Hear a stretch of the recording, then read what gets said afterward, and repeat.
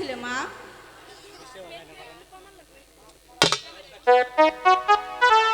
আমি সখীদেরকে নিয়ে ওই ফুল বাগানে খেলাধুলা করছিলাম। সারাদিন শুধু খেলাধুলা করে চলবে? তাহলে কি করবো মা? খাওয়া নেই, দাওয়া নেই, স্নান নেই, গরম জল করে তোমাকে স্নান করিয়ে দেবো। মা, তোমাকে একটি কথা বলার ছিল। কোনো কথা শুনবো না, পরে শুনবো, চলো। আগে শোনো তারপর যাবো। আমি বলছি তো, পরে শুনবো, চলো। আগে শোনো তারপর যাবো। ঠিক আছে, বলো। রাগ করবে না তো? না, রাগ করবো না, বলো। সখীরা কি বলছিল জানো? কি বলছিল? বলছিল সখী সবাই সানবন্দার ঘাটে যায়, শুধু আমরা যাই না। চল না আজ মার কাছ থেকে বিদায় নিয়ে আমরা সানবন্দার ঘাটে যাই। না, সানবন্দার ঘাটে যাওয়া যাবে না। কেন যাওয়া যাবে না? তুমি এখনো অনেক ছোট। তাতে কি হয়েছে? সানবন্দার ঘাটে যাওয়া যাবে না, জলে কুমির আছে। আমি ভয় পাই না। তুমি সাঁতার জানো না মা? তাতে কি হয়েছে? বেশি জলে নামবো না। আমি বলছি তো, যাওয়া যাবে না, যাবে না, যাবে না। হাই গো বিদায়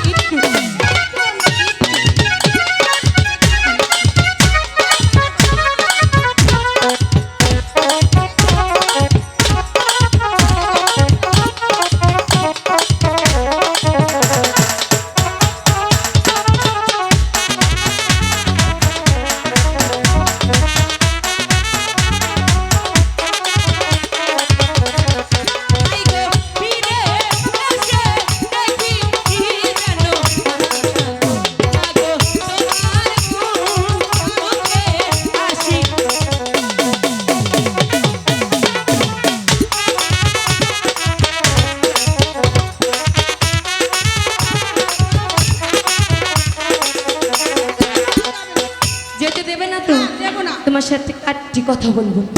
শোনো শোনো মা, রাগ করো না মা। কেন? ঠিক আছে, এত করে যখন বলছো তাহলে যাও। সত্যি বলছো? হ্যাঁ সত্যি বলছি। শোনো না তাহলে আরেকটি কথা রাখো। আবার কি কথা?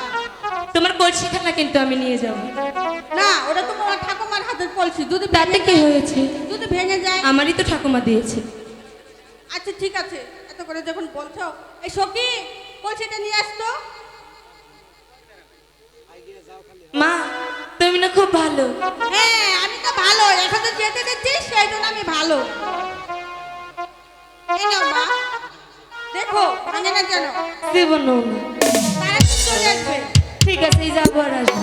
এই সখীরা তাড়াতাড়ি চলে আসবে কিন্তু, দেরি করবি না। হ্যাঁ এখন যাও না তুমি। আচ্ছা ঠিক আছে, তাড়াতাড়ি যাও।